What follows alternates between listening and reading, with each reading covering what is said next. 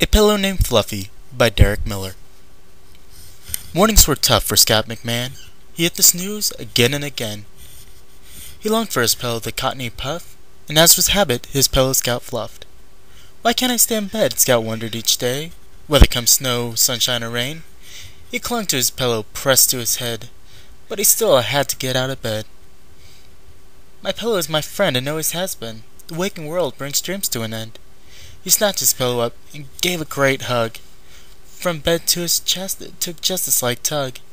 He loved his pillow, it let him count sheep, and those sheep jumping his bed helped him to sleep. His pillow was grand with a plush red case, which was stitched with black thread, plain hem, no lace. But for such a dear thing, Scout's pillow did not have a name. What would he say? Scout Jr., that was a laugh.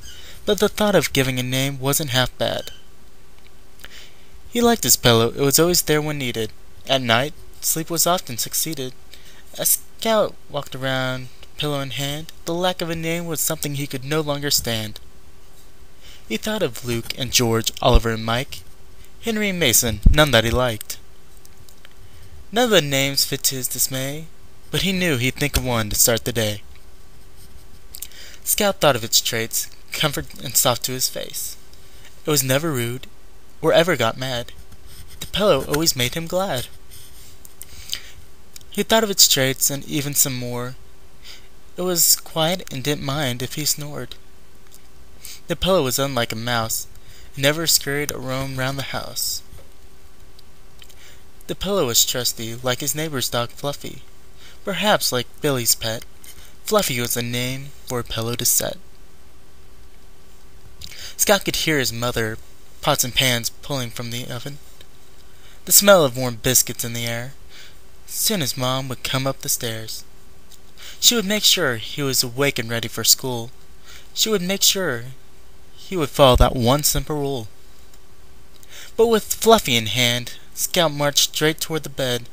Fluffy was waiting for Scout's sleepy head, and Scout wasn't one to disappoint. He hopped in the bed with a softly heard grunt. "Scout," he heard his mother say. Was she in the kitchen or on the stairway? He expected her to climb the stairs to his room.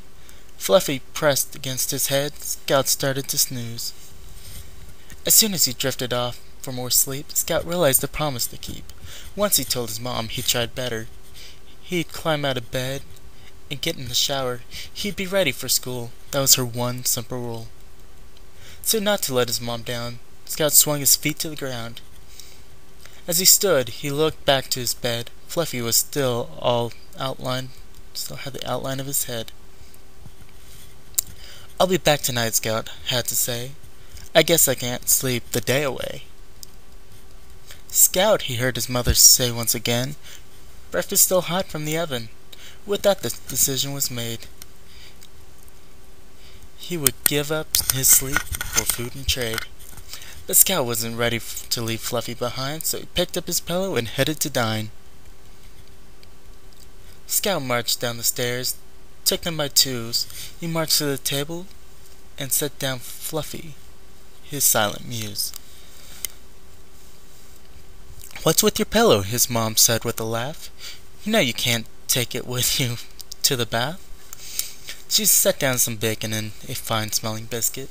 Scout looked at his pillow and thought he should risk it. "After I eat, I'd like to go back to bed." Scout said what had to be said.